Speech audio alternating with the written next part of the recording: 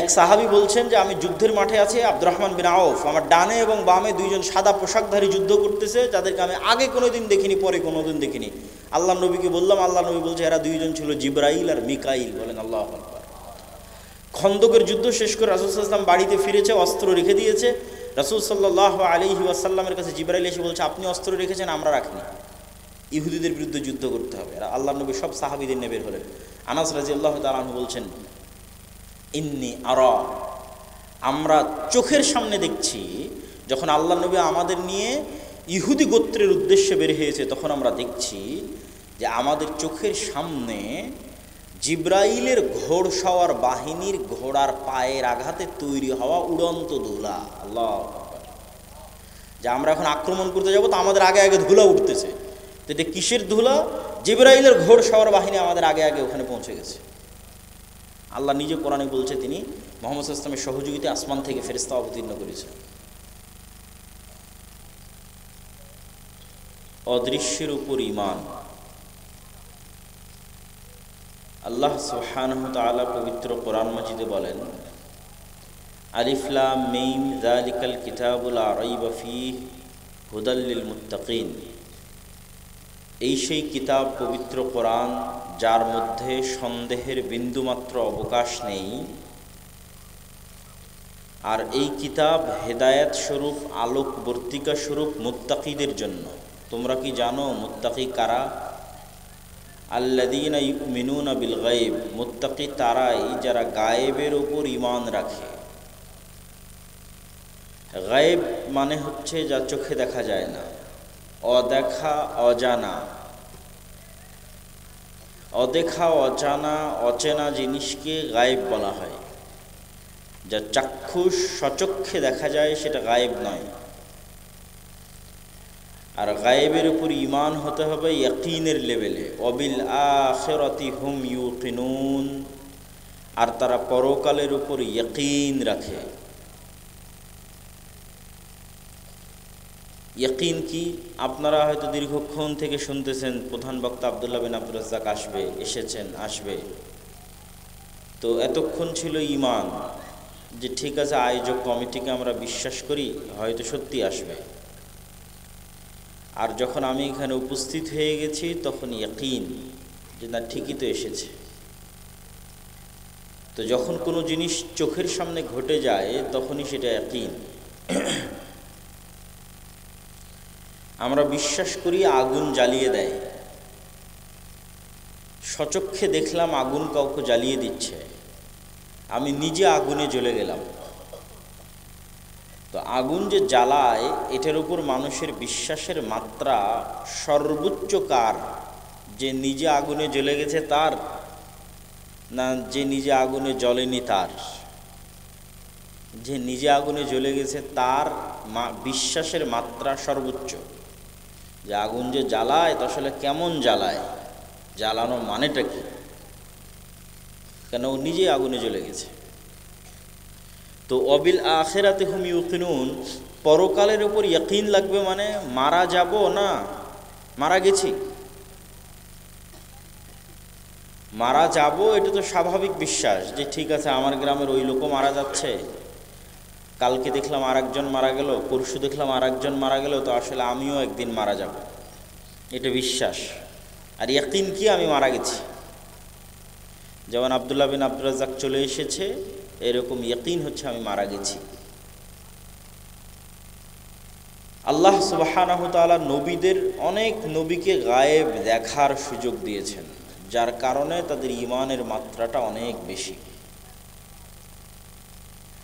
যেমন ইব্রাহিম আলাইহিস সালাতু ওয়াস সালাম আল্লাহর কাছে চাইলেন যে হে আল্লাহ, আপনি যে মৃতকে জীবিত করতে পারেন এটার উপর ঈমান তো আছে, কিন্তু সচক্ষে দেখতে চাই।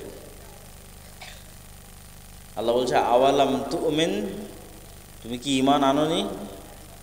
হ্যাঁ অবশ্যই ঈমান এনেছি। ওয়ালাকিন লিয়াতমাইন্না কলবি, কিন্তু আমার অন্তরের বিশ্বাসের মাত্রাকে আরও সর্বোচ্চ লেভেলে নিয়ে যাওয়ার জন্য সচক্ষে দেখতে চাই যে আপনি মৃতকে জীবিত করতে পারেন। তো আল্লাহ বললেন 4টে পাখি ধরো, জবাই করো, 4টে পাহাড়ে রেখে আসো, গোস্ত মিক্স করে ওদের নাম ধরে ডাকো, উড়ে আসবে। তাহলে তুমি স্বচক্ষে দেখবা যে পাখিকে আমি জীবিত করলাম। আমরা বিশ্বাস করছি জান্নাত এবং জাহান্নাম আছে, আর মুহাম্মদ সাল্লাল্লাহু আলাইহি ওয়াসাল্লাম জান্নাত এবং জাহান্নাম স্বচক্ষে দেখেছেন। আমরা বিশ্বাস করছি কবরের আযাব হয়, আর নবীদের অনেকেই স্বচক্ষে কবরের আযাব দেখেছেন। তাহলে তাদের বিশ্বাসের মাত্রা এবং আমাদের বিশ্বাসের মাত্রার মধ্যে পার্থক্য আছে। যতক্ষণ মুসলমানদের বিশ্বাস ঈমান বিল গায়বে ইয়াকিনের স্তরে না যাবে, ততক্ষণ মুসলমানদের বিজয় সম্ভব নয়,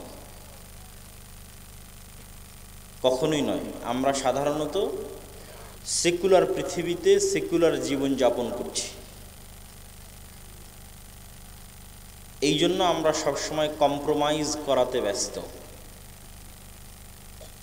মুসা আলাইহিস সালাতু ওয়াস সালামের কওম এবং তিনি ফেরাউনের নিকটে দুনিয়াবী শক্তির দিক থেকে যতটা দুর্বল ছিলেন, আজকের গাজার মানুষেরাও অতটা দুর্বল নয় ইসরায়েলের কাছে। কিন্তু আজকের গাজার মানুষের যদি কোনো দুর্বলতা থাকে সেটা ঈমান বিল গায়বে দুর্বলতা। আজকের মুসলমানদের যদি কোনো দুর্বলতা থাকে ওটা ঈমান বিল গায়বে দুর্বলতা। আর মুসা আলাইহিস সালাতু ওয়াস সালামকে আল্লাহ স্বচক্ষে শিখিয়েছেন আল্লাহর গায়েব কি।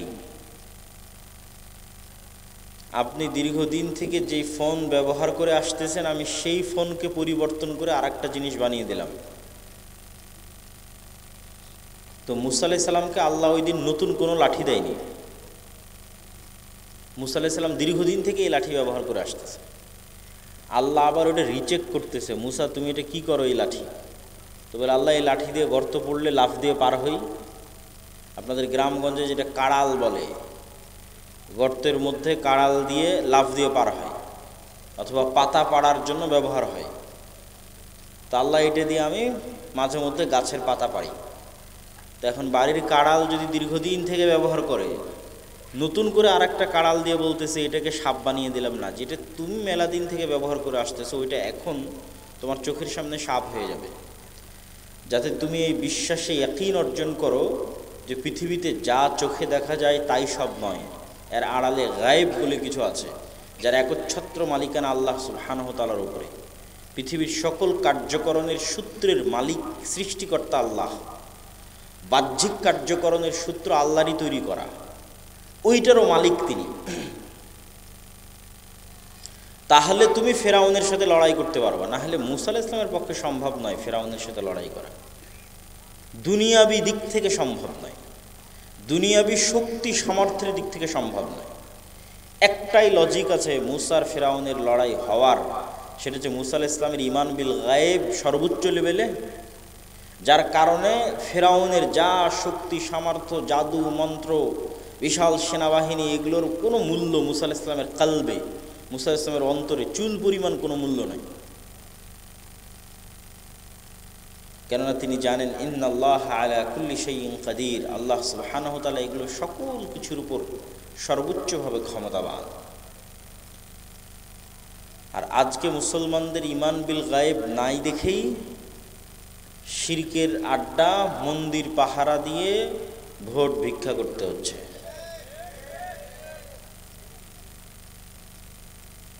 এইভাবে যত ঈমান বিল গায়েব কমবে, তত দুনিয়াবি বিষয়ে ধর্মের নামে কম্প্রোমাইজ হবে।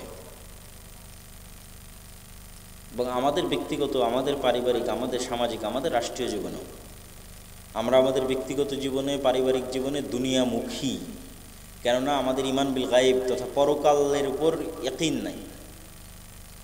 শুধু মুখেই বলেছি যে পরকাল আছে, কিন্তু পরকালীন জীবনই যে সব কিছু, ওই লেভেলের বিশ্বাস আমাদের নাই।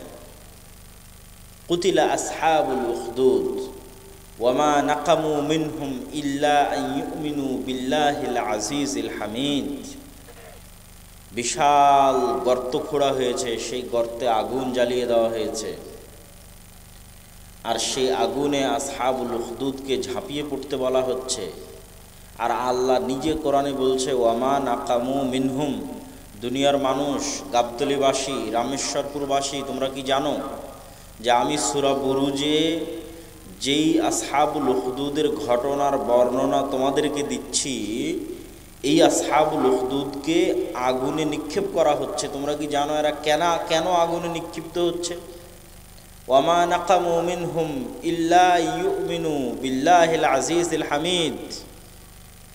তারা আগুনে নিক্ষিপ্তই হচ্ছে শুধু এই কারণে যে তারা আমার উপর বিশ্বাস রাখে, ঈমান রাখে, শুধু এই কারণে। তো শুধু আল্লাহর উপর ঈমান রাখার কারণে ওদের বলা হচ্ছে যে হয় ঈমান ত্যাগ করো, না হয় আগুনে ঝাঁপ দাও। তো ওরা স্বেচ্ছায় আগুনে ঝাঁপ দিচ্ছে এই জন্য যে ওদের অবিল আখিরাতি হুম ইউকিনুন, পরকালের উপর বিশ্বাসটা ওদের ইয়াকিনের লেভেলে। ওদের বিশ্বাস এত সর্বোচ্চ স্তরে যে ওরা দেখতে পাচ্ছে আগুনের মধ্যে জান্নাত আছে। বলেন আল্লাহু আকবার। এমনি মুখের কথাই নয় যে জান্নাত আছে চলে গেলাম, না, এটা যে ইয়াকিনের স্তরে বিশ্বাস যে আগুনে আমরা ঝাঁপ দিচ্ছি এই আগুনের মধ্যেই জান্নাত আছে। আর যদি দুনিয়াবি স্বার্থের কারণে এখন এই আগুনে ঝাঁপ না দিই তাহলে এটাই জাহান্নাম। কিন্তু যদি আমাদেরকে দাঁড় করিয়ে দেওয়া হয় তাহলে কি হবে? যেহেতু আমরা দুনিয়ামুখী জীবনযাপন করি, বস্তুবাদী, আমাদের ইমানের যে 6টা স্তর, এই 6টা স্তরের উপর আমাদের ইমান মজবুত নয়। ফলত আমরা দুনিয়াবি দৃষ্টিকোণ থেকেই চিন্তা করব যে এখন আগুনে ঝাঁপ দিলে মরে গেলাম, সব শেষ হয়ে গেল, কত চাওয়া পাওয়া ছিল, কত প্ল্যান ছিল, বাড়ি গাড়ি করবো, এই করবো, শেষ সব শেষ হয়ে গেল। অতএব এখন সাময়িক সময়ের জন্য যদি কম্প্রোমাইজ করে যদি বেঁচে থাকা যায় তো এটাই তো অনেক, এটাই তো ভালো। অতএব আগুনে ঝাঁপ না দিয়ে কোনো মতে বেঁচে থাকলেই ভালো। কেননা আমরা শুধু মনে করি যে এই দুনিয়াটাই সব কিছু, পরকালই যে সব কিছু, ওই লেভেলের বিশ্বাসই তৈরি হয়নি, ওই পর্যায়ের ইমানই তৈরি হয়নি। তাহলে আপনি কিভাবে ইসলামী রাষ্ট্র তৈরি করবেন? বাংলাদেশের সবচেয়ে পরহেজগার মানুষকেও যদি রাষ্ট্র ক্ষমতা দেওয়া হয় তাহলে বাংলাদেশে তিনি ইসলাম প্রতিষ্ঠা করতে পারবে না। কেন রাষ্ট্রে তিনি ইসলাম প্রতিষ্ঠা করতে পারবে না? এই জন্য যে আজ যদি আপনি বাংলাদেশের রাষ্ট্রে ইসলাম প্রতিষ্ঠা করেন, বিশ্বের যারা বড় বড় মোড়ল আছে তারা আপনার পক্ষে থাকবে না বিপক্ষে যাবে? বলেন, একটু জোরে বলেন, পক্ষে না বিপক্ষে? বিপক্ষে। আর যখন দেখবে আপনি কারো কথা শুনছেন না, তখন আপনার বিরুদ্ধে অবরোধ দিবে, অর্থনৈতিক অবরোধ, বলে এর সাথে ডলারের লেনদেন বন্ধ। যেমন আফগানিস্তান এবং ইরানের উপর অবরোধ দেওয়া আছে, এর সাথে অস্ত্র কেনা বেচা বন্ধ, এর সাথে বাণিজ্যিক চুক্তি বন্ধ। তখন দেখা যায় আর ইউরোপ আমেরিকা থেকে আর টাকা আসে না, ডলার আসে না, আইফোন অ্যান্ড্রয়েড সেট আর ঢোকে না। অন্তত দুনিয়াবি যত সুযোগ সুবিধা এখন রামেশ্বরপুরের মানুষ ব্যবহার করতেছে তার 90% সুযোগ সুবিধা কমে যাবে। এসি, ফ্রিজ, বৈদ্যুতিক সার্ভিস সব ডাউন হয়ে যাবে। তাহলে পরের দিনই গাবতলী, রামেশ্বরপুর, বগুড়া, বাংলাদেশের মানুষ রাস্তায় বের হয়ে বলবে এই ইসলামের দরকার নাই বাবা, তোমরা যাও তো, আগে ভালো মতন থাকা খাওয়া পড়া যেটার ব্যবস্থা ছিল সেটার আগে দরকার আছে। না কথা আমি ভুল বললাম? এটাই বাস্তব। কেননা তাদের ইমানই তো মজবুত হয়নি, তাহলে কিভাবে তারা ইসলামের উপর টিকে থাকবে? ইসলামের উপর টিকে থাকার জন্য যেই লেভেলের সবর দরকার, ওই লেভেলের সবরই তো তাদের মধ্যে তৈরি হয়নি। তা আপনি বলবেন আমরা যদি না পারি, আফগানিস্তানের মানুষ, গাজার মানুষ তারা কীভাবে পারছে? এই জন্য আমি বলেছি যে কোনো কিছুর পরিপূর্ণ ধ্বংস হওয়া ছাড়া পরিপূর্ণ উত্থান সম্ভব নয়। গাজা এবং আফগানিস্তানে সম্ভব হয়েছে এই জন্য যে ওখানে সব কিছু পরিপূর্ণরূপে ধ্বংস হয়ে গেছে। সব কিছু যখন পরিপূর্ণরূপে ধ্বংস হয়ে যায় তখন মানুষের চাহিদা কমে আসে। বাংলাদেশের রামেশ্বরপুরের মানুষের চাহিদা আর আফগানিস্তানের মানুষের চাহিদা এক নয়। বগুড়ায় শহরে যারা আছে এদের চাহিদা কবে বগুড়াতে কেএফসি খুলবে, কবে বগুড়াতে সাবওয়ে আমেরিকান কোম্পানি তারা আসবে, এদের চাহিদার লেভেল ভিন্ন। অন্য ধরনের চাহিদা, যে চাহিদাগুলো সব দুনিয়াবি, কেন অটোমেটিক দুনিয়াবি অনেক সুযোগ সুবিধা তারা ভোগ করতেছে। আর আফগানিস্তানের মানুষের এতটুকু চাহিদা কোনো মতে বাঁচতে পারলেই হলো, বাঁচার নিরাপত্তা যে দেবে সেই ঠিক আছে, কেন সবই তো ধ্বংস হয়ে গেছে। সবই যখন ধ্বংস হয়ে গেছে তখন বাঁচার নিরাপত্তা যে দিবে সেটাই সবচেয়ে বড় নিয়ামত। সম্মানিত উপস্থিতি, তাহলে ইসলাম প্রতিষ্ঠা করার জন্য আগে মুসলমানদের অন্তরে ঈমান লাগবে। মুসলমানদের অন্তরে যে ঈমান নাই সেটার আরো দুই একটা প্রমাণ দিই। আমাদের অন্তরে ঈমান প্রবেশ করেনি, আমরা বেশিরভাগ মানুষ মুসলমান কিন্তু মুনাফিক অবস্থায় জীবনযাপন করছি। তার প্রমাণ হচ্ছে অসংখ্য মানুষের মধ্যে বাহ্যিক ইসলাম আছে, সালাত আদায় করছে, সিয়াম পালন করছে, হজ করছে, ওমরা করতেছে, অসংখ্য মানুষ, নারী পুরুষ। গত 16 বছরে এমনও ছিল তাহাজ্জুদের সালাত পর্যন্ত আদায় করত, কোরআন তেলাওয়াত নাকি কখনো মিস দিত না। তো তাহাজ্জুদের সালাত আদায় করে কোরআন তেলাওয়াত মিস না দিয়ে যদি আপনি মানুষের উপর জুলুম করেন, মিথ্যা বলেন, দুর্নীতি করেন, ধোঁকা দেন, তাহলে এটা কোন ইসলাম, কোন আল্লাহর দিন?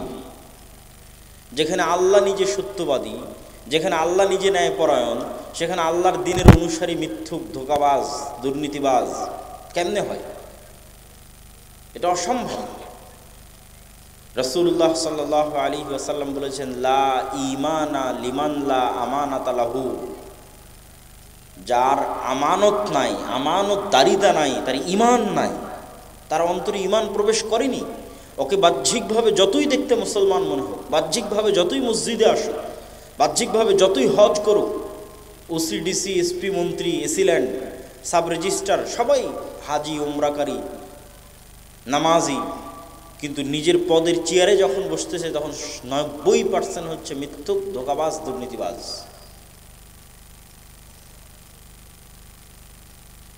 ইউরোপ, আমেরিকা, লন্ডন, পৃথিবীর অন্যান্য দেশে যত মুসলমান গেছে, এরা যত বেশি কাগজ জালিয়াতি করে, যত বেশি মিথ্যা তথ্য দেয়, পৃথিবীতে আর কোনো দেশের মানুষ এত মিথ্যা তথ্য দেয় না। তাহলে মিথ্যার যদি পরিসংখ্যান করা হয় সারা পৃথিবীতে, তাহলে দেখা যাবে যে মিথ্যাই সবচেয়ে এগিয়ে মুসলমানেরা। আল্লাহ বলছেন তিনি সত্যবাদী, আল্লাহ সকল নবী পাঠালেন সত্যবাদী, আল্লাহ বলছেন তিনি ন্যায়পরায়ণ, সকল নবী ন্যায়পরায়ণ, আর বর্তমান পৃথিবীর জরিপে সবচেয়ে বেশি মিথ্যা বলবে মুসলমানেরা, বলে, অলরেডি বলে। আমরাও যারা বক্তব্য শুনছি, বসে আছি, তারাও যদি নিজের কোটের মসজিদে সবাই মুসল্লি, সবার মুখে দাঁড়িয়ে সবাই মিথ্যু, তাহলে কেমনে তারা মুসলমান, কেমনে তারা মুমিন? এটাই তো আমার মাথায় কাজ করে না। এদের অন্তরে তো ঈমান প্রবেশ করেনি। সম্মানিত উপস্থিতি, একই অন্তরে ঈমান এবং মিথ্যা একত্রিত হতে পারে না। কিন্তু মুসলমানদের এই ভয়ঙ্কর ভয়াবহ অবস্থার পিছনে কারণ কি? মুসলমানদের এই ভয়ঙ্কর ভয়াবহ অবস্থার পিছনে কারণ হচ্ছে গোলামি, দাসত্বের মানসিকতা, ঔপনিবেশিক দাসত্ব। যে ঔপনিবেশিক দাসত্ব হচ্ছে সারা পৃথিবীতে England, Europe, Spain, France, Italy এদের রাজত্ব ছিল সারা পৃথিবীতে। আমেরিকাও একসময় এদের উপনিবেশ ছিল, পুরো আফ্রিকা এদের উপনিবেশ, পুরো ভারত উপমহাদেশ এদের উপনিবেশ। বর্তমান যা মানচিত্র আছে সব মানচিত্র এদের তৈরি করা। তো ওই গোলামির যে কালচার, মুসা আলাইহিস সালাতু ওয়াস সালামকে বানু ইসরাইলদের সাথে বড় না করে ফেরাউনের বাড়িতে আলাদা করে বড় করা হলো কেন? বানু ইসরাইলদের সাথে বড় হলে উনিও লুকিয়ে লুকিয়ে, পালিয়ে পালিয়ে বড় হতেন। একটা টাকার জন্য, একটা রুজির জন্য মারামারি, কাড়াকাড়ি করতেন, হিংসা বিদ্বেষে লিপ্ত হতেন, মিথ্যা বলা শিখতেন। তো মিথ্যা বললে তো নেতাও হতে পারবে না, নবী হতে পারবে না। তো আমরা যখন 190 বছর গোলাম ছিলাম তখন আমরা এগুলো শিখেছি। রুজির জন্য মারামারি করা, একটা টাকার জন্য মিথ্যা বলা, একটা টাকার জন্য কাটাকাটি করা, একটা পদের জন্য মারামারি করা, যে কালচার গণতন্ত্রের নামে এখনো আমাদের মধ্যে অব্যাহত রাখা আছে। কালকে থেকে যদি আমরা চিন্তা করি যেমন আজকে যখন ঢাকা থেকে রাজশাহীতে বিমানে আসি, যে আজকে থেকে আমরা বিমানে যতজন উঠেছি ভোটের মাধ্যমে নির্বাচন করব কে বিমানের পাইলট হবে। বুঝেননি মনে হয় আমার কথা কি আমার বোঝা যায়? যে আজকে বিমানে উঠে যত যাত্রী উঠেছি সবাই মিলে ভোট দিব কে পাইলট হবে। রাজি আছেন? কথা বলেন না কেন? রাজি আছেন? কেউ রাজি হবে না, কেননা সবাই জানে এখানে ভোটের মাধ্যমে যদি ভোট কিনে যদি এখানে পাইলট নির্ধারণ করে তাহলে আজকে সবার মৃত্যু নিশ্চিত, কেউ আর এখান থেকে বেঁচে ঘরে ফিরতে পারবে না।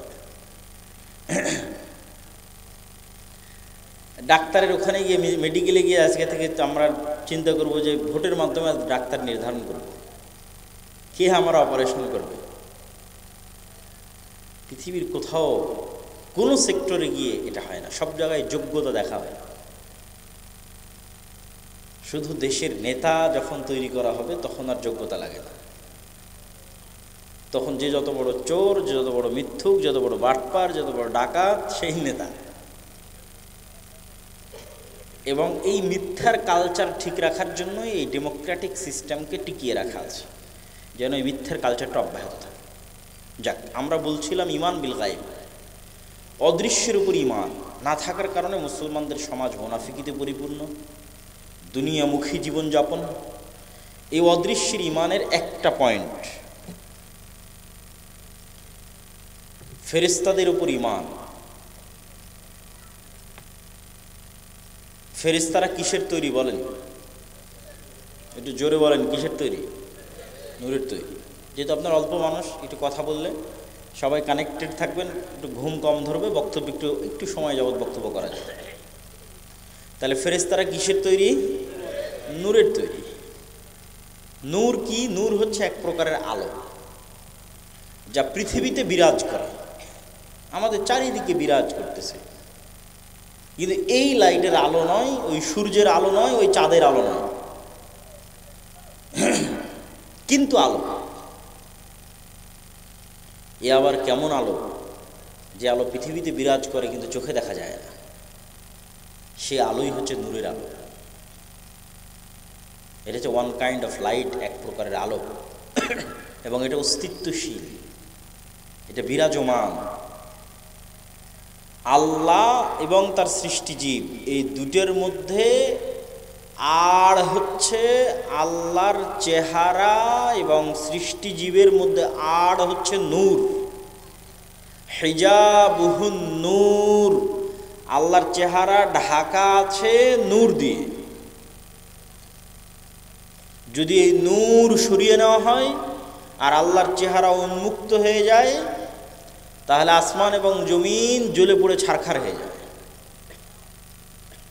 লাইসা ইনদা রাব্বিকুম লাইলুন ওয়ালা নাহার, তোমাদের প্রতিপালকের নিকটে কোনো রাত দিন নাই। রাত দিন দুনিয়াতেই হয়, প্রতিপালকের নিকটে কোনো রাত দিন নাই।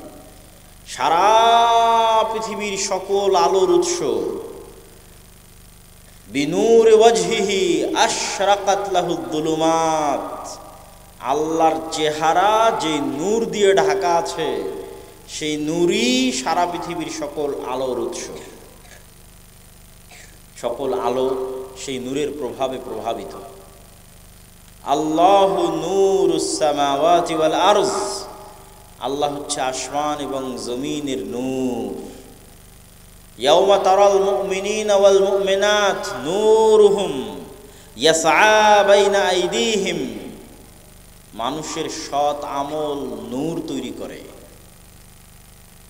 আপনি দুনিয়াতে জিকির করেন একটা, আর দুনিয়াতে ওযু করেন, আর দুনিয়াতে সালাত আদায় করেন, এই প্রত্যেকটা সৎ আমল নূর তৈরি করে। বলেন আল্লাহু আকবার। আর সেই নূর আল্লাহ কোরআনে বলছে, দুনিয়াতে যে যত নূর হাসিল করেছে, মানে যার ব্যাটারিতে যত বেশি চার্জ, যে যত নূর হাসিল করেছে, মৃত্যুর পর থেকে সেই নূরের প্রভাব সে দেখতে পাবে। তার কবরের অন্ধকার আলোকিত হবে তার আমলের নূরে, কিয়ামতের মাঠের অন্ধকার আলোকিত হবে তার আমলের নূরে। ইয়াওমা তারাল মুমিনিনা ওয়াল মুমিনাত নূরুহুম ইয়াসআ বাইনা আইদিহিম, তাদের নূর তাদের হাতের ডানে বামে বিচ্ছুরিত হতে থাকবে। পুলসিরাত অতিক্রম করার সময় সে নূর দেখতে পাবে, সে নূরের প্রভাবে নূরের আলোয় আলোকিত হয়ে পুলসিরাত অতিক্রম করবে। যখন অজু করেছে দুনিয়াতে, এই অঙ্গগুলো কিয়ামতের মাঠে নূরের কারণে প্রজ্বলিত হবে, জলজল জলজল করবে নূরের কারণে। তো মানুষের সৎ আমল নূর তৈরি করে। আল্লাহর কোরআন নূর, আল্লাহর দ্বীন নূর। মা কুনতা তাদরি মাল কিতাব ওয়াল ঈমান ওয়ালাকিন জাআলনাহু নূরান নাহদি বিহি মান নাশা। আপনি জানতেন না কিতাব কাকে বলে, ঈমান কাকে বলে, কিন্তু আমি আল্লাহ এই কিতাবকে নূর বানিয়ে দিয়েছি। ইউরিদুনা লিইউতফিউ নূরাল্লাহ ওয়াল্লাহু মুতিম্মু নূরিহি। দুনিয়ার মানুষ চায় আল্লাহর নূরকে মিটিয়ে দিতে, আর আমি আল্লাহ আমার নূরকে পৃথিবীতে প্রতিষ্ঠিত করেই ছাড়ব। আল্লাহর নূর হচ্ছে তার দ্বীন আল ইসলাম, তার কিতাব আল কোরআন। তো ঠিক তেমনি আল্লাহর যেই নূর আল্লাহ সুবহানাহু ওয়া তাআলা পৃথিবীতে রেখেছেন, এই নূরের তৈরি হচ্ছে ফেরেশতা। রাসূলুল্লাহ সাল্লাল্লাহু আলাইহি সাল্লাম বলেছেন, আল্লাহুম্মা জাআল ফি কলবি নূরা ওয়া ফি সামঈ নূরা ওয়া ফি বাসারি নূরা। হে আল্লাহ, আমার অন্তরে নূর তৈরি করে দেন, আমার কানে নূর তৈরি করে দেন, আমার চোখে, সামনে, পিছনে, ডানে বামে, উপরে নিচে নূর তৈরি করে দেন। তো নূর যদি নাই থাকে, কোথায় থেকে তৈরি হবে? মানুষের চোখের পাওয়ার যেমন বাস্তব, নূর তেমন বাস্তব। যে আপনার চোখে নূর তৈরি হবে, এটা তেমন বাস্তব। কানের পাওয়ার যেমন বাস্তব, কানে নূর তৈরি হবে, এটা তেমন বাস্তব। তো আপনি বলে দেখা যে যায় না, পৃথিবীতে এমন অসংখ্য কিছু আছে যা আমরা জানি না। আমরা জানি না মানে নাই, এটা মিথ্যা কথা। আজ থেকে 100 বছর আগে যে মানুষ মারা গেছে, ওকে উঠান, উঠিয়ে বলেন যে আব্দুল্লাহ আজকে এখানে বক্তব্য দিবে, আর সেই বক্তব্য আমি ঢাকায় বসে থেকে শুনবো। তখনই ঢাকায় বসে থেকে শুনবো। ও বলবে যে পাগল, বিশ্বাস করবে না, এটা অসম্ভব যে আব্দুল্লাহ গাবতলীতে বসে কথা বলবে, সে কথা তুমি ঢাকায় বসে সাথে সাথে শুনবা, কেমনি সম্ভব? এটা ছিল গায়েব। এটাই আজ থেকে 100 বছর আগে এটা গায়েব। অথচ পৃথিবীর এই আলোর তরঙ্গের মধ্যে আমার কথা বহন করে নিয়ে যাবে এই ক্ষমতা, আমার ভিডিও দৃশ্য বহন করে নিয়ে যাবে এই ক্ষমতা, পৃথিবী যেদিন সৃষ্টি হয়েছে ওই দিন থেকেই আছে। আমি মনে হয় বুঝাতে পারিনি কথা। কি আমার বুঝতে পারছেন?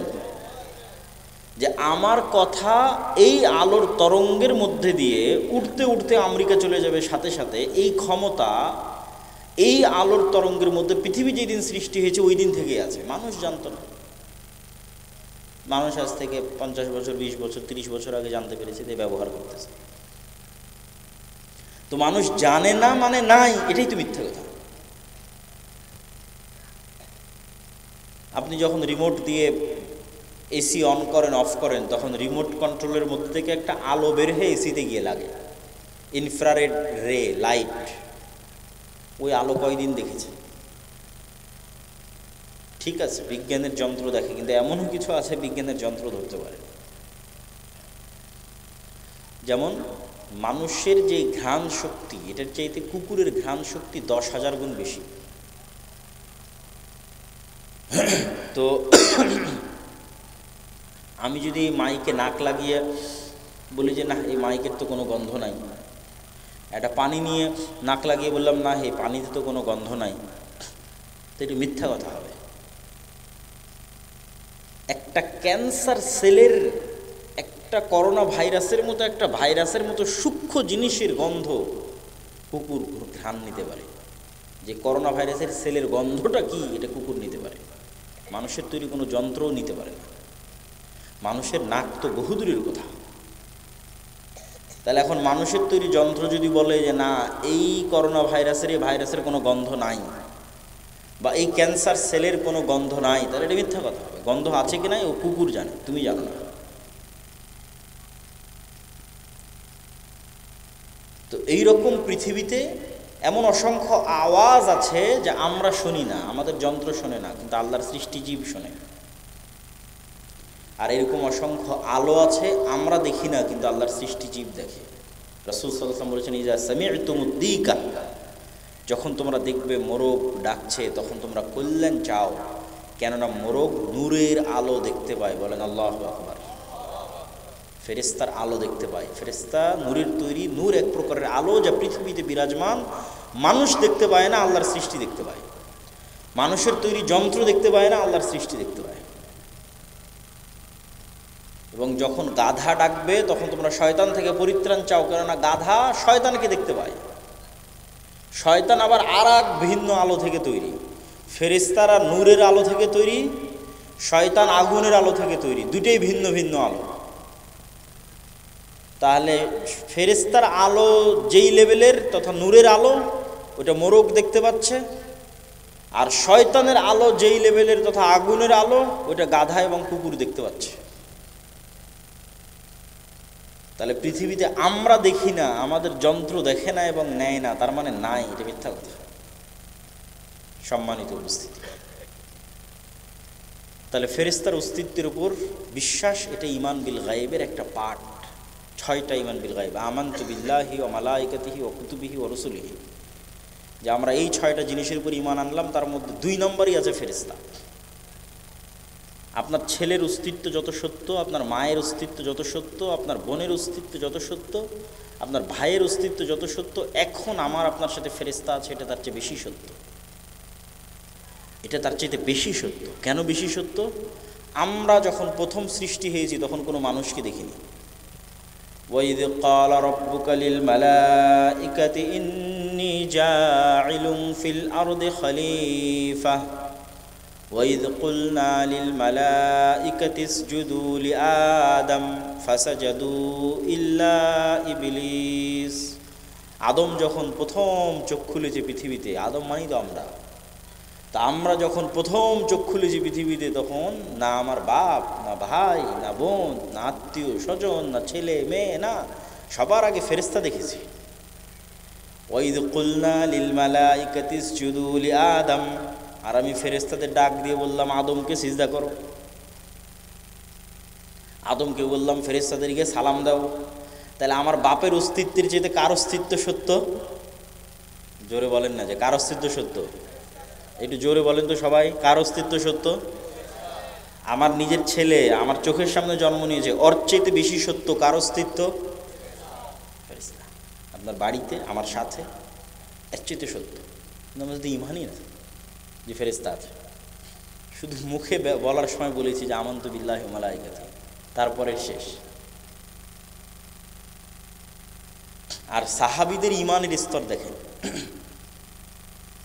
রাত যেহেতু লম্বা হয়ে গেছে, বক্তব্য দীর্ঘায়িত করব না, আপনাদের ধৈর্যচ্যুতির আগে বক্তব্য শেষ করব। তো ফেরেশতাদের বিষয়ে সাহাবীদের ঈমান দেখেন। উহুদের যুদ্ধে একজন সাহাবী মারা গেছে, শহীদ হয়েছে, তার নাম হানজালা। তিনি বাসর ঘর থেকে বের হয়ে যুদ্ধের মাঠে গেছেন। তার স্ত্রীর দেওয়া তথ্যে তার উপর গোসল ফরজ। সাহাবীরা গিয়ে আল্লাহর নবীর কাছে তার গোসলের বিষয়টি জানতে চাইলেন। রাসূল সাল্লাল্লাহু আলাইহি ওয়াসাল্লাম বললেন, ইন্না সাহিবাকুম তুগাসসিলুহুল মালায়েকা, আরে তোমরা আর হানজালার কি গোসল দিবা, ফেরেশতারা ইতিমধ্যে গোসল দিয়ে ফেলেছে। বলেন আল্লাহু আকবার। তাহলে নেন, এবার ফেরেশতারা এক সাহাবীকে গোসল দিয়েছে, যার উপর গোসল ফরজ, বাকি সাহাবীদেরকে সেটা জানানো হচ্ছে। কি পরিমাণ ইন্টারকানেকশন, চোখের সামনে ইন্টারাকশন, যে আমার এই লোকটার গোসল দেওয়া দরকার, একে এখন ফেরেশতারা গোসল দিয়েছে। সাদ বিন মুআজ রাদিয়াল্লাহু তাআলা আনহু মারা গেলেন। আল্লাহ নবী বলেছেন, ইহতাজ্জালাহু আরশুর রহমান, রহমানের আরশ তার মৃত্যুতে কেঁপে উঠেছে। ওয়া শাহিদাহু ৭০ আলফাম মিনাল মালায়েকা, ৭০,০০০ ফেরেশতার জানাজায় অংশগ্রহণ করেছে। আল্লাহু আকবার। এক সাহাবী বলছেন যে আমি যুদ্ধের মাঠে আছি, আব্দুর রহমান বিন আউফ আমার ডানে এবং বামে 2 জন সাদা পোশাকধারী যুদ্ধ করতেছে, যাদেরকে আমি আগে কোনোদিন দেখিনি, পরে কোনোদিন দেখিনি। আল্লাহ নবীকে বললাম, আল্লাহ নবী বলছে এরা 2 জন ছিল জিবরাইল আর মিকাইল। বলেন আল্লাহু আকবার। খন্দকের যুদ্ধ শেষ করে রাসূল সাল্লাল্লাহু আলাইহি ওয়াসাল্লাম বাড়িতে ফিরেছে, অস্ত্র রেখে দিয়েছে। রাসূল সাল্লাল্লাহু আলাইহি ওয়াসাল্লামের কাছে জিবরাইল এসে বলছে, আপনি অস্ত্র রেখেছেন, আমরা রাখিনি, ইহুদিদের বিরুদ্ধে যুদ্ধ করতে হবে। আর আল্লাহ নবী সব সাহাবীদের নিয়ে বের হলেন। আনাস রাদিয়াল্লাহু তাআলা আনহু বলছেন, ইন্নী আরা, আমরা চোখের সামনে দেখছি, যখন আল্লাহ নবী আমাদের নিয়ে ইহুদি গোত্রের উদ্দেশ্যে বের হয়েছে, তখন আমরা দেখছি যে আমাদের চোখের সামনে জিবরাইলের ঘোড়সওয়ার বাহিনীর ঘোড়ার পায়ের আঘাতে তৈরি হওয়া উড়ন্ত ধুলা। আল্লাহ, যে আমরা এখন আক্রমণ করতে যাব, তো আমাদের আগে আগে ধুলা উঠতেছে। তো এটা কিসের ধুলা? জিবরাইলের ঘোড়সওয়ার বাহিনী আমাদের আগে আগে ওখানে পৌঁছে গেছে। আল্লাহ নিজে কোরআনে বলছে, তিনি মুহাম্মদ সাল্লাল্লাহু আলাইহি ওয়াসাল্লামের সহযোগিতায় আসমান থেকে ফেরেশতা অবতীর্ণ করেছে। একদিন আল্লাহ নবী বলছে আজকে বাড়িতে জিবরাইল আসেনি কেন? ছবি ছিল এই জন্য আসেনি। জিবরাইল আমাকে বারবার মিসওয়াক করতে বলছে, দাঁত ছিলে যাচ্ছে মিসওয়াক করতে করতে, গন্ধে কষ্ট পায়। তাহলে এখন আল্লাহর নবীর মতো পবিত্র মুখের গন্ধে যদি ফেরেশতা কষ্ট পায়, তাহলে যারা আমরা সারাদিন বিড়ি সিগারেট খাচ্ছি এদের সাথে ফেরেশতা আছে না শয়তান আছে? আমাকে বলেন, একটু জোরে বলেন, কে আছে? শয়তান আছে। এটাই হলো পৃথিবীর খেলার নিয়ম। খেলার নিয়ম আগে জানতে হবে, খেলেন পরে সমস্যা নেই। কোনটা কোন বলে ছক্কা হবে, কোন বলে ফোর হবে, কোন বলে আউট হবে, কোনটা নো বল, এটা জানা থাকতে হবে। তো পৃথিবীতে কিভাবে খেলাটা চলে এটা জানা থাকতে হবে। তো পৃথিবীর এই খেলা যদি না জানেন তাহলে আপনি খেলতেই তো পারবেন না। পৃথিবীর এই খেলা হচ্ছে আমাদের সাথে সদা সর্বদা শয়তান আর ফেরেশতা বিরাজমান। ডিসিশন আমার, কাকে আমার আশেপাশে রাখবো, কাকে আমার আশেপাশে অ্যাক্সেস দেব। বাড়ি ছবি মূর্তি দিয়ে পূর্ণ করে, বাড়িতে সালাম দিয়ে প্রবেশ না করে, বিসমিল্লাহ বলে খাবার শুরু না করে, বাড়িতে একদিনও কোরআন তেলাওয়াত না করে, ওই বাড়িতে আমরা কাকে জায়গা দিয়ে রেখেছি বলেন তো? শয়তানকে জায়গা দিয়ে রেখেছি। তখন আপনার ইচ্ছা, আপনি বাড়িতে শয়তানকে জায়গা দিবেন না ফেরেশতাকে জায়গা দিবেন। কিন্তু এরা আছে পৃথিবীতে বিরাজমান, অস্তিত্বশীল, এবং এরা যে আছে এটা বুঝারও অসংখ্য আলামত এবং চিহ্ন আছে। একদিন 2 রাকাত সালাত আদায় করেন এই চ্যালেঞ্জ নিয়ে যে পুরো সালাতের মধ্যে আল্লাহর কথা ছাড়ার কারো কথা মনে করব না। সালাত শুরু করার 20-30 সেকেন্ড পার হতে না হতেই দেখবেন আপনি দুনিয়ার কথায় মগ্ন হয়ে গেছেন, অথচ আপনি এখনো ধরতেও পারেননি যে আপনি দুনিয়ার কথায় মগ্ন হয়েছেন। দুনিয়ার কথায় মগ্ন হওয়ার 10-15 সেকেন্ড পার হওয়ার পর আপনার ব্রেন কাজ করছে, আরে আজকে তো দুনিয়ার কথায় মগ্ন হতে চাইনি, তো হয়ে গেছে। তো এই যে আপনি ধরতে পারার আগেই আপনার অন্তর দুনিয়ার কথায় মগ্ন হয়ে গেল, এটা করলো কে বলেন? এটা জোরে বলেন, এটা কে করলো? শয়তান পৃথিবীতে আছে। এবং এই কালব পৃথিবীর সবচেয়ে সূক্ষ্ম মেশিন, যেখানে একসাথে ফেরেশতা এবং শয়তানের অ্যাক্সেস আছে। যেমন ওয়াইফাইয়ের অ্যাক্সেস দেন আপনারা মানুষকে, হুবহু এরকম সেটা বলতেছে না, বোঝানোর জন্য বলতেছে যে ওয়াইফাইয়ের পাসওয়ার্ড দিয়ে দিলেন, ওই হচ্ছে স্ক্যান করে শেয়ার করে অ্যাক্সেস নিয়ে নিল। তো একই ওয়াইফাই 5-10 জন চালাচ্ছে একই রাউটার থেকে, একই নেটওয়ার্ক ব্যবহার করে। তো এই কালব হচ্ছে আপার লেভেলের মেশিন। এখানে দুনিয়াবি মোবাইলের অ্যাক্সেস না, কত আপার লেভেলের মেশিন। এখানে শয়তানের অ্যাক্সেস অথবা ফেরেশতার অ্যাক্সেস, ভিন্ন জগতের 2 প্রাণীর অ্যাক্সেস, যা পৃথিবীর আর কোনো মেশিনে সম্ভব নয়। আর মেশিন কেন বলতেছি, অলরেডি তো আমরা আমাদের মাথা পৃথিবীর সবচেয়ে বড় সুপার কম্পিউটার, এটা আর এক ভয়ঙ্কর মেশিন। এটা তো আমরা দেখতেই পাচ্ছি চোখের সামনে, এটা কত বড় মেশিন। কাফা বিনাফসিকাল ইয়াউমা আলাইকা হাসিবা, আজকে কিয়ামতের মাঠে তোমার বিচার করার জন্য তুমি যথেষ্ট। কেন? তোমার চোখই তো ক্যামেরা, আলাদা আর কি বিচার করার দরকার? ওই ক্যামেরা দিয়ে যেমন আমার ভিডিও রেকর্ড হচ্ছে, তুমি তোমার এই চোখের ক্যামেরা দিয়ে কি দেখেছো মোবাইলে, ওটা তোমার ব্রেনে, তোমার মেমোরিতে সেভ হয়ে গেছে। বাইরে যাওয়ার দরকার নাই তো। তুমি তোমার এই কানই হচ্ছে সাউন্ড রেকর্ডার। এই কান দিয়ে তুমি কি গান শুনেছো ওটা তোমার ব্রেনে সেভ হয়ে গেছে, তোমার মেমোরিতে সেভ হয়ে গেছে।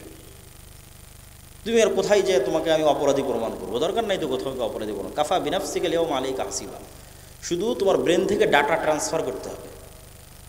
তো ইলন মাস্কই তো এখন গবেষণা করতেছে কিভাবে মানুষের ব্রেনের সাথে ইন্টারনেট কানেক্ট করা যায়, যাতে মানুষের ব্রেনের ডাটা ইন্টারনেটে ট্রান্সফার করা যায়। তো নেন, আপনার সাথে আপনি কত বড় ভয়ঙ্কর মেশিন বহন করে বেড়াচ্ছেন, যা দেখছেন তা আপনি ভিডিও করতেছেন। আপনার এখানে ওই ক্যামেরাম্যান যেমন ওর মেমোরি কার্ডটা বের করে কম্পিউটারে দিলে ভিডিও প্লে হয়ে যাবে, আপনার এখান থেকে ডাটা ট্রান্সফার করলে অটোমেটিক ভিডিও প্লে হবে যে আপনি কী কী দেখেছিলেন দুনিয়াতে আর কি কি শুনেছিলেন দুনিয়াতে, সব এখানেই সেভ হয়ে যাচ্ছে। কেন? এই ব্রেন এত ভয়ঙ্কর, এর পর্দা দিয়ে পৃথিবীকে কয়েকবার মোড়ানো যাবে। আর এই ব্রেনকে যদি চালু রাখা হয়, অন্তত 5000 বছরের দৃশ্য, 5000 বছরের কথা স্মরণ করতে পারবে। ও তো ব্যবহার হয়েছে মাত্র 60 বছর, কিন্তু ক্ষমতা 5000 বছরের। নূহ আলাইহিস সালাতু ওয়াস সালাম যে 1000 বছর 1500 বছর জীবিত ছিল, তো 1000 বছরের সব কথা ওনার স্মরণে ছিল। তো ওই রকমই এর চাইতেও সূক্ষ্ম লেভেলের মেশিন হচ্ছে কালব, যেখানে ফেরেশতার অ্যাক্সেস অথবা শয়তানের অ্যাক্সেস। আর ফেরেশতা আছে এটা কেমনে বুঝবেন? একদিন একটু নিয়ত করেন, বিমান থাকলে, ট্রেন থাকলে, বাস থাকলে যেই লেভেলের নিয়াত হয় ওই লেভেলের নিয়াত করেন যে আজকে ফজরের সালাত আদায় করবো, এটা নিয়াত। এই নিয়াত যদি একবার শক্তভাবে করেন তাহলে মানুষকে বলা লাগবে না যে আমাকে উঠিয়ে দিও, অ্যালার্ম দেওয়া লাগবে না আমাকে উঠিয়ে দিও, কেননা ফেরেশতা আছে তো উঠিয়ে দেওয়ার জন্য। আমার কথা কি বোঝা যায়? রাসূল সাল্লাল্লাহু আলাইহি ওয়াসাল্লাম বলছে কেউ যদি উযু অবস্থায় আয়াতুল কুরসি পড়ে ঘুমায়, দোয়া পড়ে, ঘুমানোর দোয়া পড়ে, তাহলে ওর মাথার কাছে একজন ফেরেশতা থাকে ফজর পর্যন্ত। বলেন আল্লাহু আকবার। তো আপনি তো বিশ্বাসই করেন না যে ফেরেশতা আছে, তাহলে আপনাকে আমি কেমনে ঈমান বিল গায়বে ইয়াকিন নিয়ে আসাবো? তা আপনি একবার পরীক্ষা করে দেখেন ফেরেশতা আছে। মানুষকে বলা লাগবে না যে আমাকে ফজরে ডেকে দিও, মোবাইলকে বলা লাগবে না যে আমাকে ফজরে ডেকে দিও, ফেরেশতাই ফজরে আপনাকে উঠিয়ে দিবে। আপনার কাজ কতটুকু? শুধু নিয়তটা, একদিনের নিয়ত অন্তত করেন যে ঠিক আছে আজকে ফজরে উঠতেই হবে। কোন লেভেলের নিয়ত? বিমান থাকলে যেই লেভেলের নিয়ত। কিন্তু দিব না অ্যালার্ম, কিন্তু বলবো না মানুষকে আমাকে উঠিয়ে দাও, কেননা ফেরেশতা আছে। সম্মানিত উপস্থিতি,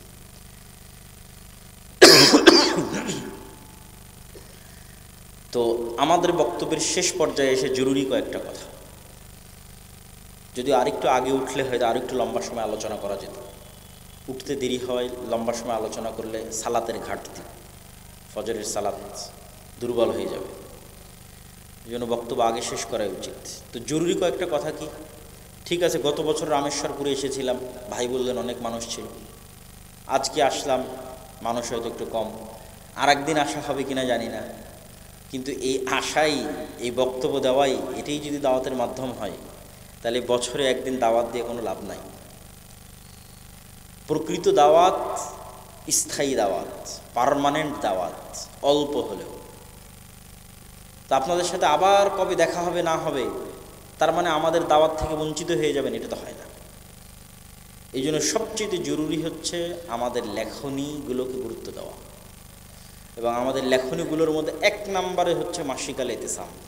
আমি নিজে ব্যক্তিগতভাবে মাসিক আল ইতিসামে প্রতি মাসে 3টা লেখা লিখি, 3টে প্রতি মাসে। একটা সম্পাদকীয়, একটা মিন্নাতুল বাড়ির ব্যাখ্যা, একটা স্বাভাবিক প্রবন্ধ। তাহলে মাসিক আল ইতিসাম যদি না পড়েন তাহলে এই বছরে একবার বক্তব্য দিয়ে কী হবে? পড়াই জ্ঞান, ইকরা বিসমি রব্বিকাল্লাযী খালাক। এই দিনটা পড়ার দিন, এই দিনটা জ্ঞানের দিন। জ্ঞানের মাধ্যমেই এই দিনে বিপ্লব আসবে। যদি মাসিক আল ইতিসামের পরেও আর কিছু পড়ার সুযোগ হয় তাহলে তো আরও ভালো, কিন্তু একটারও যদি সুযোগ না হয় অন্তত মাসিক আল ইতিসাম নিতে হবে প্রতি মাসে। আজকেও নিয়ে যাওয়ার চেষ্টা করতে হবে। আর যদি সুযোগ হয় এর চেয়ে বেশি, তাহলে শাইখ আব্দুর রাজ্জাক বিন ইউসুফের সালাতের বই, বিশুদ্ধভাবে সালাত আদায় করা। আজকে শাইখ আব্দুর রাজ্জাক বিন ইউসুফ আসেনি, তার সব বক্তব্য উপদেশ বইয়ে লেখা আছে। মানে ওনার যত বক্তব্যে যত হাদিস বলে সব হাদিস উপদেশ বইয়ের মধ্যে আছে। ওই বইটা ওই কারণেই লেখা যে আমি যদি কোথাও বক্তব্য দিতে না পারি, ওই অঞ্চলের মানুষ যদি বক্তব্য শুনতে চায় আমার, তাহলে এই উপদেশ বইটা পড়বে। আমি যা যা হাদিস বলি, সব হাদিস যত বিষয়ের ওপর বলি সব এই উপদেশ বই জমা করা আছে।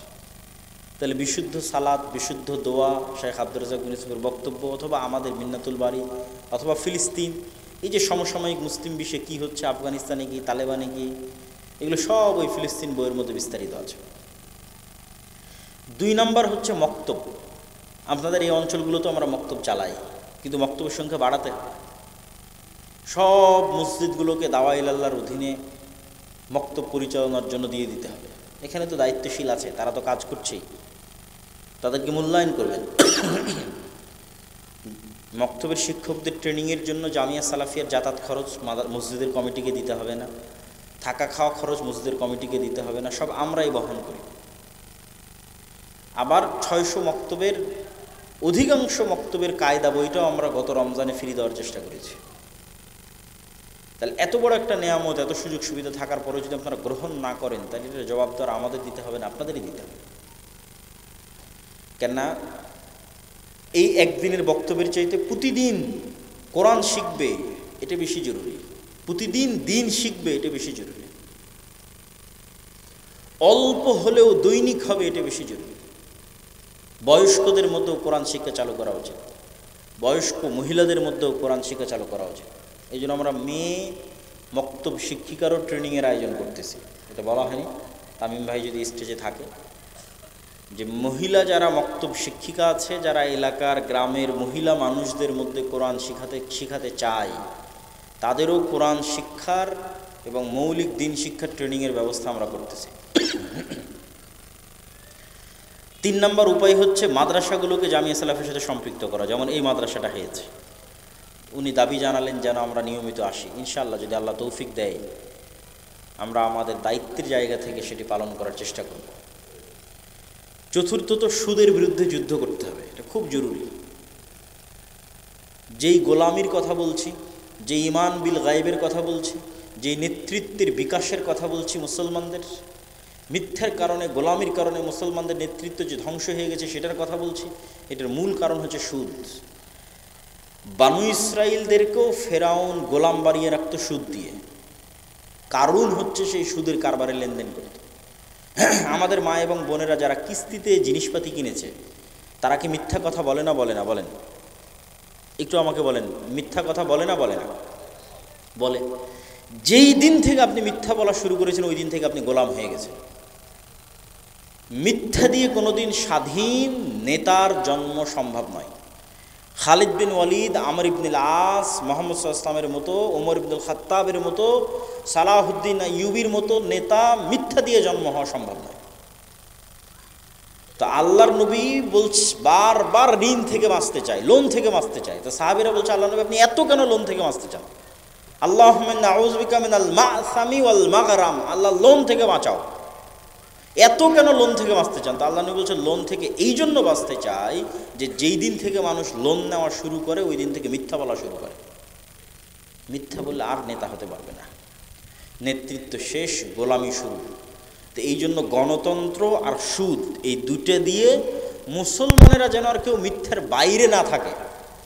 মুসলমান মেয়েরা ওই সুদি লেনদেন, কিস্তির লেনদেনে মিথ্যা বলবে, আর মুসলমান যুবকেরা নেতৃত্বের নামে, উমুকের চরিত্র ফুলের পবিত্র নামে একদল আর এক দলের বিরুদ্ধে ওখানে মিথ্যা বলবে। তো সব মিথ্যুকে পরিপূর্ণ কে আর নেতা হয়? তো যতদিন সব মিথ্যার মধ্যে থাকবো, ততদিন সব গোলাম। মিথ্যা থেকে না বাঁচলে নেতা হওয়া সম্ভব নয়। মিথ্যা থেকে বাঁচতে চাইলে গণতন্ত্র থেকে বাঁচতে হবে, সুদ থেকে বাঁচতে হবে, লোন থেকে বাঁচতে হবে।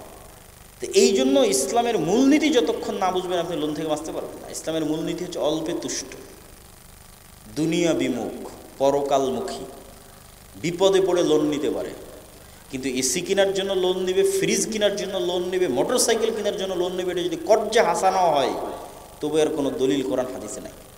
সুদ সহ লোন তো বহু পরের কথা। কর্জে হাসানা দিয়ে মোবাইল কিনবে, মোটর সাইকেল কিনবে, এসি ফ্রিজ কিনবে, বাড়ি পাকা করবে, এটার জন্য কর্জে হাসানা এরও প্রমাণ পাওয়া যাবে না। কেন? এটা অল্পে তুষ্টের পরিচয় নয়। বিপদে পড়ে সে লোন নিতে পারে, কর্জে হাসানা নিতে পারে, সম্মানিত করতে। এই জন্য সুদের বিরুদ্ধে যুদ্ধ করতে হবে। সমাজে কর্জে হাসানা চালু করতে হবে ক্ষুদ্র উদ্যোক্তাদের, যেটা আমরা চালু করেছি, খুব সীমিত পর্যায়ে চালু করেছি, কেন এটা রিস্কি জিনিস। কর্জে হাসানা দিলাম, ফেরত নিতে পারলাম না, তাহলে তার এই প্রজেক্ট চলবে না, অফ হয়ে যাবে। আমাদের কর্জে হাসানা প্রজেক্টে আমরা কোনো দান সংগ্রহ করি না। ওই যে আমরা মানুষকে উৎসাহিত করি যে আপনাদের যে টাকাগুলো ব্যাংক ব্যালেন্সগুলো পড়ে আছে, বিভিন্ন ব্যাংকে ফেলে রেখেছেন, বিকাশে নগদে ফেলে রেখেছেন, ওগুলো আমাদের মুসলিম বাইতুল মালে জমা দেন। ওইটিরই একটা ক্ষুদ্র অংশ আমরা কর্জে হাসানা দিই। যদি একবার আমরা কর্জে হাসানা এস্টাবলিশ করে ফেলতে পারি, রিটার্ন যদি একবার 90% বেশি প্রতিষ্ঠিত করে ফেলতে পারি, তাহলে এটা সারা বাংলাদেশে বা সারা পৃথিবীতে এক নজিরবিহীন প্রজেক্ট হিসেবে প্রতিষ্ঠিত হবে ইনশাআল্লাহ। বলেন আল্লাহুম্মা আমিন। তো আপনাদের কাছে আমাদের এই কার্যক্রমগুলোতে সম্পৃক্ত হওয়ার উদাত্ত আহ্বান জানিয়ে, আর বই পুস্তক এবং কিছু না পারলে মাসিক আল ইতিসাম, আমি জানি না আজকে কোথায় বই বিক্রি হচ্ছে, আমাদের যে বইগুলো গাড়িতে ছিল, কোনো এক কালেকশন বুথের পাশে হয়তো বসে আছে, সেখান থেকে বইগুলো সংগ্রহ করার উদাত্ত আহ্বান জানিয়ে আজকের সংক্ষিপ্ত বক্তব্য এখানেই শেষ করছি। আমাদের যেন আল্লাহ ইমান বিল গায়েব ইয়াকিন লেভেলে দেয়, আমাদের বাড়ি ঘরে যেন আমরা ফেরেশতাদের সাথে থাকতে পারি, আমাদের ছেলে মেয়েকে জিন, শয়তান, বদনজর, কুনজর এগুলো থেকে আল্লাহ হেফাজতে রাখে, আমাদের ছেলে মেয়ে, পরিবার পরিজন তারাও যেন সবসময় ফেরেশতাদের সাথে, ফেরেশতাদের আশেপাশে থাকতে পারে, আল্লাহর সান্নিধ্যে, আল্লাহর নিকটে, সেই তৌফিক আল্লাহ আমাদের দান করুক। আল্লাহুম্মা আমিন। ব্যাংকে সুদমুক্ত হিসাবে টাকা রাখা যাবে কি? রাখা যাবে। তো যেহেতু সুদমুক্ত রাখতে চাচ্ছেন, সেহেতু আমাদের মুসলিম বাইতুল মালে রাখতে পারেন, কর্জে হাসানা ফান্ডে। আত্মহত্যা করতে গিয়ে কেউ যদি বেঁচে যায়, পরবর্তীতে আল্লাহ কি তাকে ক্ষমা করবেন? নিজের ভুল বুঝতে পেরে তার করণীয় সব পাপের ক্ষমা আছে যতক্ষণ শ্বাস আছে, শিরকের ক্ষমা আছে যতক্ষণ নিঃশ্বাস আছে। স্বামী প্রবাসে থাকা অবস্থায় আমি নফল রোজা করি, প্রবাস থেকে আমার স্বামী বাধা দেয়, তার নিষেধ অমান্য করে কি রোজা রাখা যাবে? প্রবাস থেকে বাধা দেওয়ার তো কোনো লজিক নাই। নফল রোজা যদি দেশে থাকতো তাহলে বাধা দেওয়ার লজিক ছিল। বসে নামাজ আদায় করার বিধান কি? অসুস্থ হলে করা যাবে। দিনকে সঠিকভাবে জানা ও মানার জন্য কোন বইগুলো? আমাদের যে আজকে যে আলোচনা করছিলাম, এই আলোচনা এই বইয়ে আছে, কিন্তু এই বইটা এখনও বাইরে স্টলে বিক্রি হচ্ছে না, এটা অনলাইনে অর্ডার দিতে হবে। আল্লাহর পথে যাত্রা, ইসলামের মৌলিক সকল বিশ্বাস, আকীদা এবং বিধানের সারমর্ম এই বইয়ের মধ্যে উল্লেখ করা আছে। ইসলামে দিনের পালাবদল যদি চাঁদের সঙ্গে হয়, তবে দিনে সালাত কয় ওয়াক্ত? এশার সালাত কোন দিনের সঙ্গে যুক্ত হবে? ইসলামে যখন সাহারি এবং ইফতারি হিসেবে গণনা করা হয়, তখন সূর্য ওঠা এবং সূর্য ডোবাকে কেন্দ্র করে গণনা করা হয়। আর যখন সালাত হিসেবে গণনা করা হয়, তখন এক দিন এক রাত হিসেবেই গণনা করা হয়, পুরো 24 ঘন্টা হিসেবে গণনা করা হয়। এই পুরো 24 ঘন্টায় এক রাতের সালাত 2 ওয়াক্ত আর এক দিনের সালাত 3 ওয়াক্ত, যে মোট 5 ওয়াক্ত। দিনে রাতে মিলিয়ে 24 ঘন্টা মিলিয়ে 5 ওয়াক্ত সালাত। আসসালামু আলাইকুম, আমি আব্দুল খালেক। সিগারেট পান জর্দা কি হারাম নাকি হালাল? দয়া করে উত্তরটা দিবেন। এগুলো উত্তর আর কতদিন দিব, সব জানা কথা। একটা ছোট বাচ্চাও জানে যে এগুলো হারাম। যেখানে আল্লাহর নবীর মুখের গন্ধে, এত পবিত্র মুখের গন্ধে ফেরেশতা আসতে কষ্ট হয়, সেখানে আপনার জর্দার গন্ধে কীভাবে ফেরেশতা আসবে? শয়তান ঢুকে থাকবে মুখের মধ্যে। ভাই ব্রেনের সম্পর্ক দুনিয়া পর্যন্তই, আখেরাতে দেখা, বোনের সম্পর্ক দুনিয়া পর্যন্ত, আখেরাতে দেখা হবে না, এগুলো ভুয়া কথা। যদি পরকালে মানুষের আত্মীয় স্বজন, অতীত স্মৃতি, অতীত সময়, অতীত আত্মীয় স্বজন, ভাই বোন, বাপ মা, এগুলোর সাথে যদি মেলবন্ধন তৈরি না হয়, তো জান্নাতের মজা কী? জান্নাতে যাওয়ার মজাই তো এটাই যে আপনি জান্নাতে গিয়ে আবার রামেশ্বরপুরে ফিরে আসতে পারবেন, আবার নিজের শৈশবে ফিরে আসতে পারবেন, আবার ওই বন্ধুবান্ধব, ওই জায়গা, ওই এরিয়া, ওই এলাকা, ওই নদী, ওই মাঠ, সেগুলো সব ঘুরে ঘুরে দেখতে পারবেন। তাহলে মজা কী? দুনিয়া যদি এখানেই শেষ হয়ে যায় তাহলে তো মজা নেই। এই জীবনটাকে যদি কন্টিনিউয়াসলি উপভোগ করতে চান, তাহলে জান্নাতে যেতে হবে। এখন যে জীবনে আছেন, এই জীবনকে যদি পার্মানেন্টলি উপভোগ করতে চান, তাহলে জান্নাতে যেতে হবে। জান্নাতে গেলে এখন আপনার যে উপভোগ্য জীবন আছে, এটাকে পার্মানেন্ট উপভোগ করতে পারবে। এই জন্য দুনিয়ার সাথে কানেক্টেড রেখেই জান্নাতকে সাজানো হবে। জান্নাতে নতুন কোনো তৈরি করা ফল, নতুন আলাদা ফল আল্লাহ দিবে না।